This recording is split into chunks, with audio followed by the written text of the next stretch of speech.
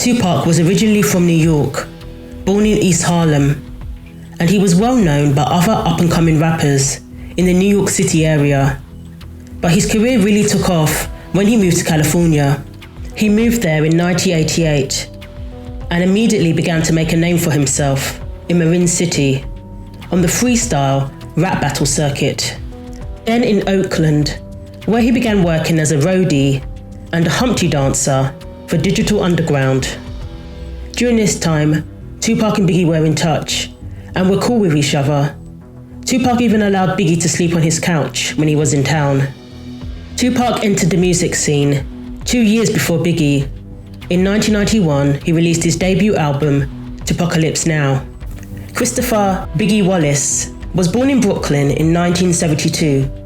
He was raised by his mother, who worked around the clock to send him to private school.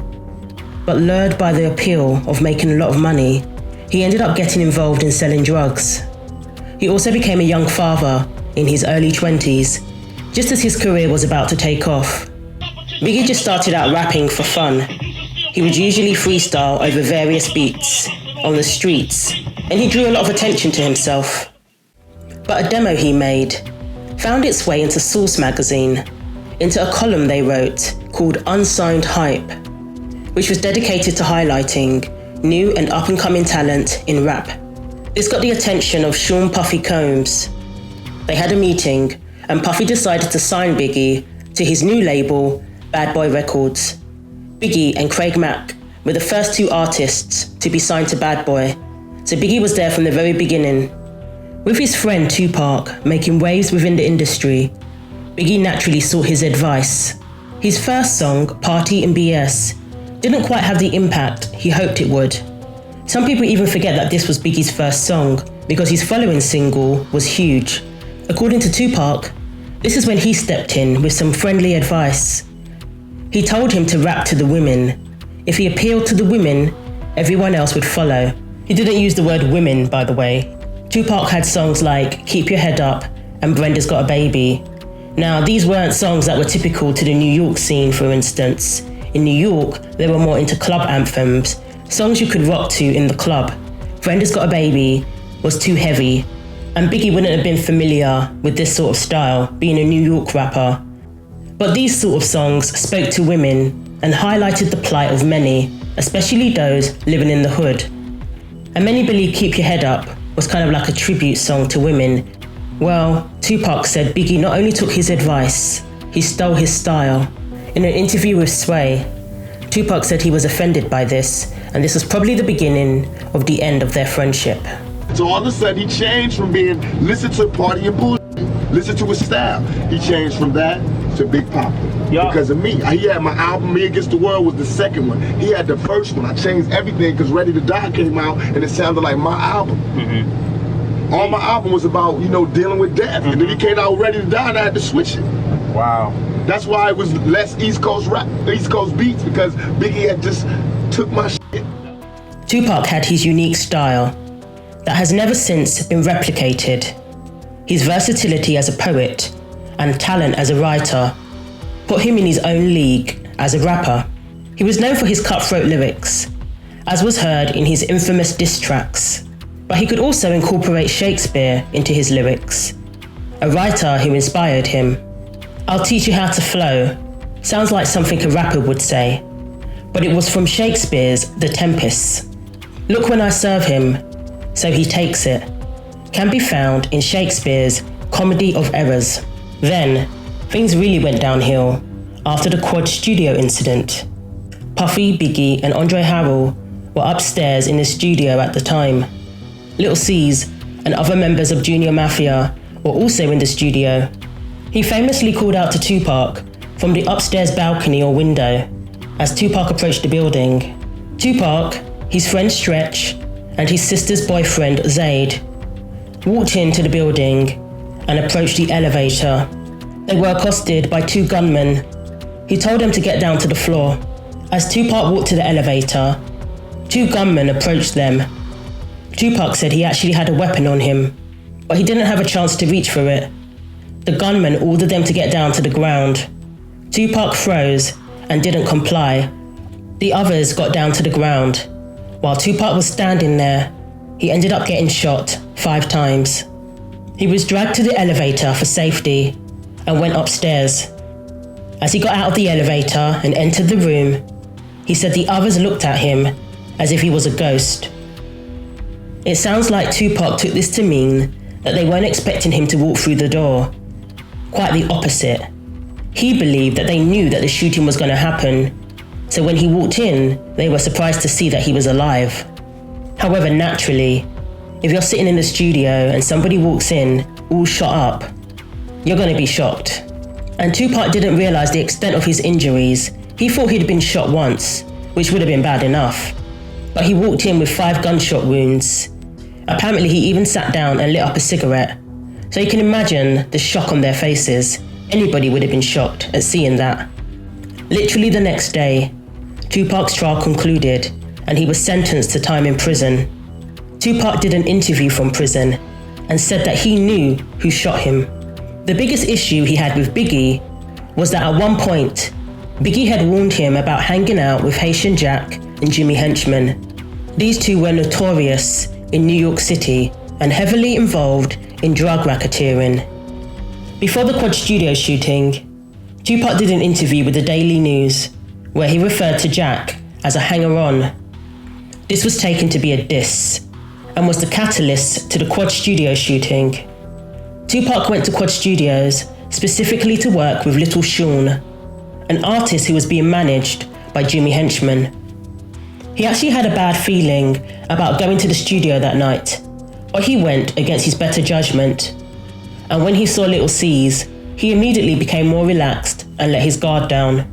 But the whole thing was a setup, and Tupac would eventually go on to blame Biggie and Puffy. However, prior to going to prison, Tupac was more focused on Jimmy Henchman and Haitian Jack and their potential involvement. At this point, he was already trying to distance himself from them because he became aware of what they were all about. But while he was in prison, and especially when he got out, he became more vocal about Puffy and Biggie. Little Sean believes that this was due to Suge Knight getting in his ear while he was in prison, fueling his suspicions of Biggie and Puffy. Tupac knew that Biggie was familiar with Haitian Jack and Jimmy Henchman and what they were all about, even to the extent where he warned him not to hang out with them. But after he got shot, Biggie seemed to disappear and not shed more light on the situation. But even Mike Tyson warned Tupac about hanging out with these guys, telling him that they were out of his league, meaning, as an entertainer, he had no business hanging out with such prominent street dudes. Biggie also released a song, Who Shot Ya?, while Pac was in prison. But he always maintained that this was just an unfortunate coincidence. And the song was written years before the Quad Studio shooting, so it couldn't have been about Tupac. But the timing of the song's release was seen as a clear message to Tupac. And I was like, what you mean? He's like, I'll talk to you about it later. And we didn't talk. The next time I saw him was at the studio where I got shot. So I knew he knew what happened. So I was like, Biggie, what happened? He kept sending me messages like a bitch, you know, like I'm gonna come see you. No, nigga, what happened?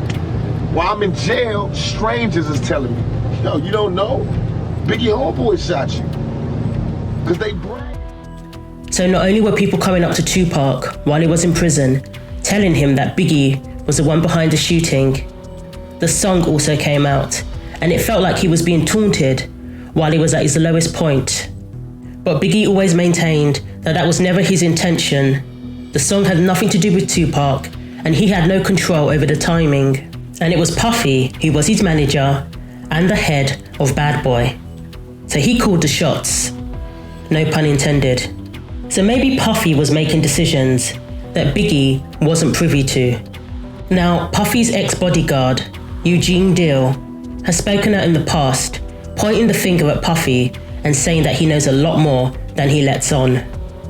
And in a recent interview, according to Eugene, Puffy and Andre Harrell were aware of the Quad Studio setup. Eugene revealed his thoughts on the Quad incident. He stressed that Biggie had absolutely nothing to do with it and was totally unaware of the setup.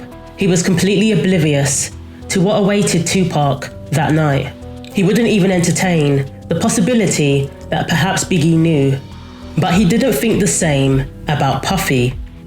He said, quote, "The people who knew what was going to happen to Park was in the part of the Quad studio with Jimmy Henchman, and that was Andre Harrell and Puffy." He said, Puff knew, Andre Harrell knew. So this might clear up a few things, because in everything there is a little truth. Tupac insisted that Biggie and Puffy knew, but perhaps it was just Puffy. Or maybe he got it wrong, who knows. But what Eugene says, at least halfway, backs up Tupac's suspicions. Now again, one of the issues Tupac had with Biggie was that he wasn't straight with him about who was involved in the shooting, even though he knew. But Tupac himself said he wouldn't say who it was. So perhaps that was what Biggie was doing. He didn't want to say too much and reveal who he knew to be responsible, because that could have put him in danger and his family in danger. We all know about the no snitching rule. Not that I agree with that rule, but many people abide by it because of threats.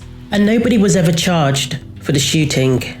But Tupac saw Biggie's silence as a sign that he wasn't really a loyal friend, and in fact, maybe had something to do with it himself. And to this day, Puffy maintains that he had no ill will towards Tupac, had nothing to do with the Quad studio shootings and his subsequent death. And the outcome was tragic for both parties. No doubt, in the beginning, they were really good friends. At the early stages, Big even wanted Tupac to manage him, but Tupac advised him to stick with Puffy because he was an artist himself and wasn't really too clued up about the management side, but Puffy, on the other hand, was very experienced. So to go from that to being perceived enemies to both of them ending up deceased, one possibility is that Biggie was an innocent casualty in Puffy's personal beefs, but the source of the issue may be traced back to the beef between Puffy and Suge before Tupac even joined Death Row. Tupac associating himself with Jimmy Henchman and Haitian Jack also didn't help matters. And then lastly, paranoia, PTSD, and an ill-timed song also caused things to escalate beyond control, all leading up to the infamous diss track, Hit 'Em Up, which till this day, Puffy says still hurts. So, leave your comments below. Do you think it's possible that Puffy knew about Tupac being set up and that Biggie was none the wiser?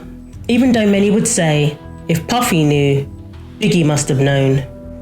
Or could it be that Biggie had no idea and neither did Puffy, and that both of them were genuinely shocked when they saw Tupac, as anyone would be, seeing somebody in that state in the aftermath of a horrendous shooting?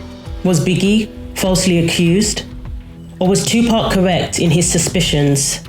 Maybe there was a little bit of truth on both sides, because if Puffy knew, he wouldn't have been too far off the mark.